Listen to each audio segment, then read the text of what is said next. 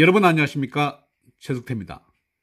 여러분, 조국을 법무장관에 임명하지 않았습니까? 이에 반발해서 이현주 의원은 여성 의원이지만 스스로 머리카락을 깎았습니다. 삭발했습니다. 정말 용감한 그런 모습입니다. 이번에 이현주 의원 또다시 멋진 행동을 벌였습니다. 시민단체 행동하는 자유시민 공동대표인 이현주 의원은 9월 30일 문재인을 내란 선동죄로 고발했습니다. 이현주 의원과 행동하는 자유시민 공동대표인 백승재 변호사는 이날 오후에 서울 서초구 서울중앙지방검찰청에서 기자회견을 연 뒤에 문재인 그리고 검찰개혁 촛불문화제 주도 단체 등을 적시한 고발장을 검찰에 접수했습니다. 백승재 변호사는 지난주 토요일 촛불 집회가 서초중앙지검 앞에서 열렸다면서 촛불 집회의 목적은 검찰 개혁이 아닌 조국 가족과 그 친지들, 부역자들에 대해서 조사를 하는 것을 방해하기 위한 목적이었다고 주장했습니다. 그러면서 그 방해의 시작은 그 수많은 사람들이 모이게 된 시작은 문재인이라면서 문재인은 지난 9월 27일 미국 순방을 갔다 오고 나서 검찰 개혁이 중요한 것이니 더 이상 수사하지 말라는 취지로 지시를 했기 때문이라고 밝혔습니다.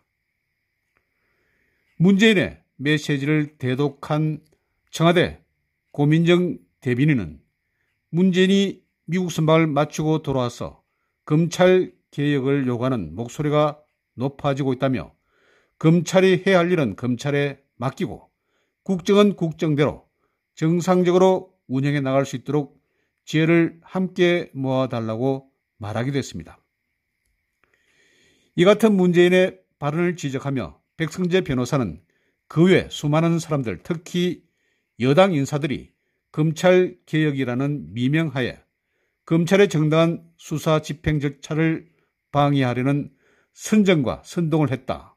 심지어 이인영 더불어민주당 원내대표는 10만 명의 사람들이 검찰청 앞에 모일 것이라고 선동했다며 이건 내란죄에 해당한다고 주장했습니다.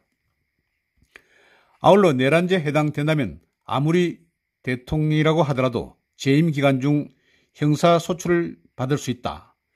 따라서 문재인에 대해서 행동하는 자유시민 공동대표인 저와 이현주 의원은 오늘 이 자리에서 문재인에 대해서 내란죄로 고발하는 바라면서 내란죄에 있어서 특히 선정과 선동하는 부분으로 고발하는 바라고 밝혔습니다. 또 백승재 변호사는 지난 9월 28일 열린 검찰개혁 촛불문화제를 주도한 단체와 집회에 참여한 전직과 현직 국회의원 그리고 참가자들도 특수공무집회 방해죄로 고발한다고 말했습니다. 이 자리에서 이현주 의원은 지금 조국을 지키기 위해서 검찰개혁을 명분으로 내세우는 것은 사실 검찰개혁이 아닌 검찰개혁이라며 이것은 조국이라는 사람을 장관으로 머무르게 해서 방탄장관을 만들어 수사를 방해하려는 것에 불과하다고 주장했습니다. 역시 확실히 머리를 깎으니까 아주 용감한 모습이 드러나고 있습니다. 이현주 의원 정말 멋집니다. 이현주 의원 지지합니다. 그리고 열심히 싸우는 모습이 보기 좋습니다.